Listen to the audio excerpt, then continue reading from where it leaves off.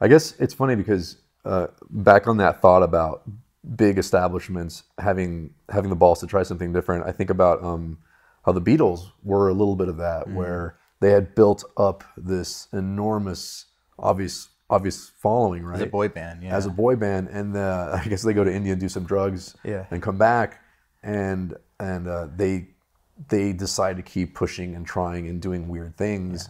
Yeah.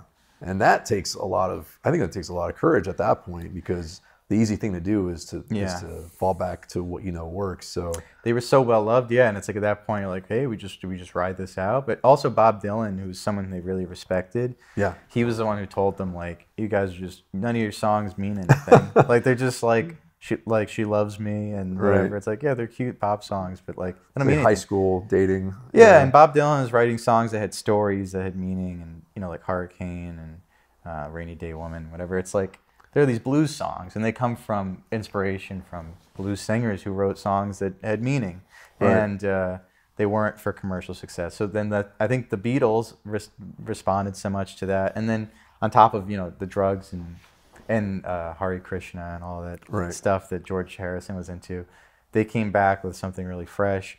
But I think it was Rubber Soul was the beginning, too. Right, it was, yeah. That was sort of the big...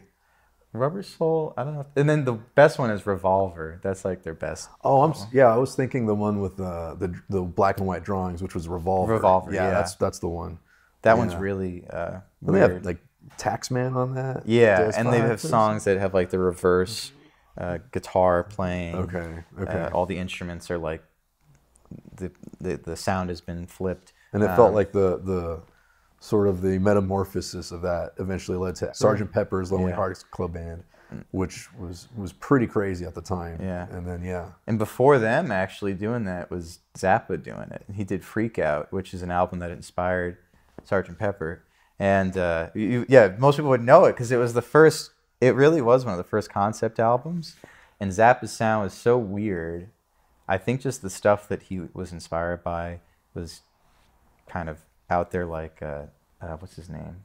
Whatever. But it's classical guys who would push stuff. Yeah, this guy was like Zappa's biggest influence, and his music was like, he had an album that he had released, and it was considered, like on the radio, there's a radio DJ who was like, this is the worst album I've ever heard. And Zappa was like, I have to go get that one. So he went out and he bought this record, and he wrote to the composer because he was so in love with it. And the album had like a lion roar and an orchestra that was like playing. Everything sounds like weird and wrong. Like you're not supposed to be doing the instrument. He's playing it that way.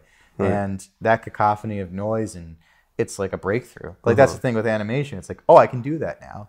Like if there was someone doing innovation, even if it doesn't work that first time, like to a way that everyone loves it, it opens the door for other people to go, oh, I can do that. Right. And maybe eventually it does become successful, and then you have innovation. It keeps animation fresh. Yeah. It's the same thing with music. Like you need to have people that innovate so that this form of art doesn't die or it doesn't become killed by commercialism.